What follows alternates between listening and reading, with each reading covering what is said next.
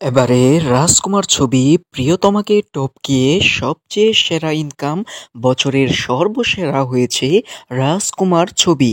এবারে নায়ক রিয়াজ জানিয়ে দিয়েছে রাজকুমার ছবিটি অবশ্যই প্রশংসার বাহিরে, কারণ রাজকুমার সিনেমা নায়ক সুপারস্টার শাকিব খান যেভাবে দেখিয়ে দিয়েছে চমক, এবং সেইভাবে কিন্তু প্রিয়তমার চাইতে অনেক অনেক গুণ এগিয়ে রয়েছে রাজকুমার ছবি। এবার নায়ক রিয়াজ রাজকুমার ছবিটি সম্পূর্ণ দেখেছে, দেখে বলেছে নায়ক সুপারস্টার শাকিব খান সেরা অভিনয় করেছে। সেই সাথে নায়ক সুপারস্টার শাকিব খানের মা ছিলেন নায়িকা মাহিয়া মাহি।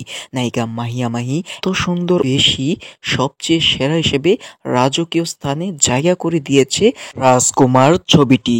এবারে রাজকুমার ছবিটি প্রিয়তমার রেকর্ড ঘুরিয়ে দিয়েছে।